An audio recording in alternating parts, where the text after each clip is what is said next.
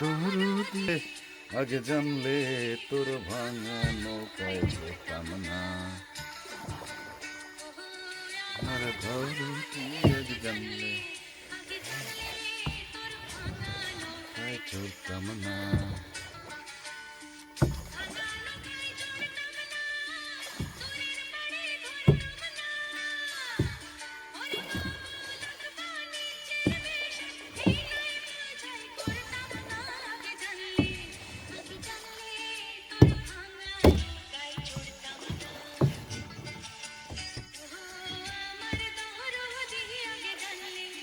আগে জানলে তোর ভাঙা নৌকায় চড়তাম না।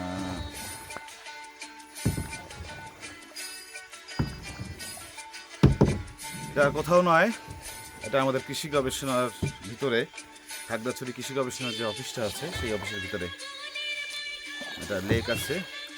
এই লেকে আমরা নৌকা রাখা আছে, মাঝে মাঝে আমরা নৌকা নিয়ে গেস্ট এসে ঘুরি, আমরাও ঘুরি। তো আজকে একে একেই বেরোলাম নৌকা নিয়ে। আজকেই প্রথম পুরো লেকটা ঘুরবো, পুরো লেকটা ঘুরে তারপর যাব। আপনাদেরকে আমি রাউন্ড করে চারপাশের দৃশ্যগুলো একটু দেখাই। এখানে আমি একটা রাউন্ড দিব, দেখেন চারপাশে কীরকম লাগে, অনেক মনোরম দৃশ্য। এই লেকটার পানি কমানো হচ্ছে, সামনের দৃশ্যটা দেখায়।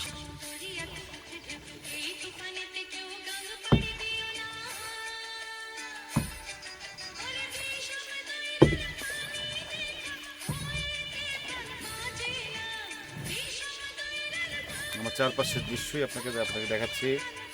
দেখেন কত মনোরম, কত নির্মল, কত নিরিবিলি। এবং একটু পরে যেটা শুরু হবে, এখানে আশপাশে বেশ কিছু বড় বড় গাছ আছে। সেই গাছগুলোতে অসংখ্য পাখি থাকে, মানে হাজার হাজার পাখি থাকে। এবং এই পাখিগুলা দিনের বেলা বিভিন্ন জায়গায় তারা থাকে। তারা এই সন্ধ্যার আগে আগে তারা ধীরে ধীরে নীরে ফিরে, যে বলে পাখিরা, সেই নীরে ফিরে আসবে। তাদের রাতের যে আবাসস্থল, যে গাছগুলো, সেই গাছগুলোতে এসে তারা আশ্রয় নেবে। যদি সম্ভব হয় ভিডিও করব পাখিগুলো, সেটাও আপনাদের সাথে শেয়ার করব।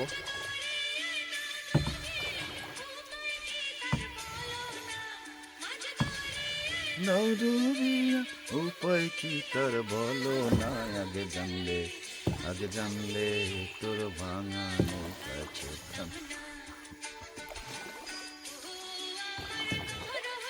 ভালোই লাগে তো, ভালোই লাগে।